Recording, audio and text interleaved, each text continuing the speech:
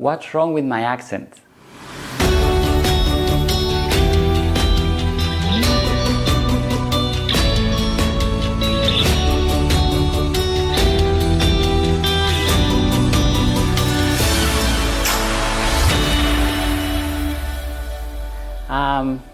That's the thing that I used to ask myself, I don't know, thousands or millions of times many years ago when I started, in this profession.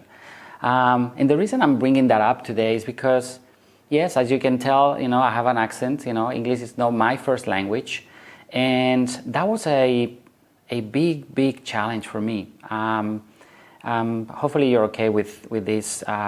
Me kind of opening up a little bit to you today, because I really want to see if I would like to help you that is watching today, because there is something in you sometimes that is stopping you from achieving more. It's stopping you from actually playing full out. And the reason I said what's wrong with my accent, I titled this what's wrong with my accent, is because that was kind of my main challenge. I was so afraid of talking to people because I was afraid that they would make fun of my accent. And the reason being is because they did make fun of my accent. It wouldn't be, it wasn't just once or twice. It was many times over. And people sometimes don't do it in a bad way. They don't try to offend you. But if you have that internal kind of belief that is something wrong with you in terms of I'm not good enough because that's what it comes down to, right? Is that I'm not good enough at whatever you're doing. It's going to show up in many ways. In my case, again, it was about the accent. But here's the thing. I got to a point where you get sick and tired of being sick and tired, if it makes any sense. You can't let any excuse to stay between you and your dreams.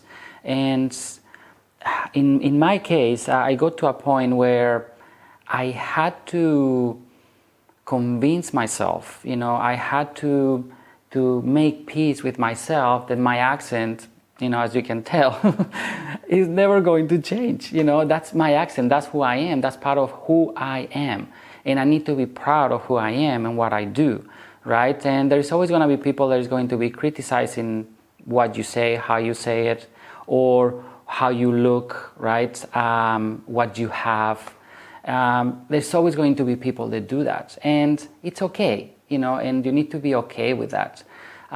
Many times, people have said things about, my accent, and if not, whether my hair was like this or, but at the end of the day, it was all about them feeling uncomfortable and not knowing how to react or respond to, the way I was talking to them.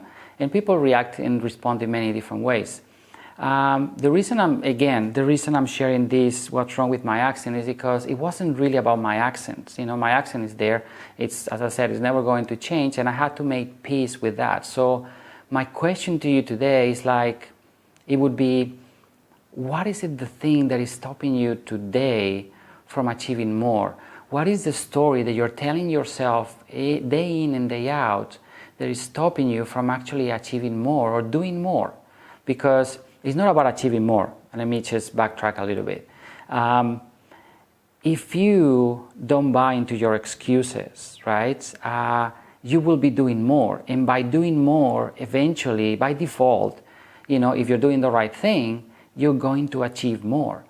But as someone said to me, if you fight for your excuses, I will let you keep them. Your excuses are yours. And if you choose to keep those excuses and you choose to let those excuses stand between you and your dreams, that is the thing that will keep stopping you, right? So find a way to make peace with that, to say, you know what, enough is enough.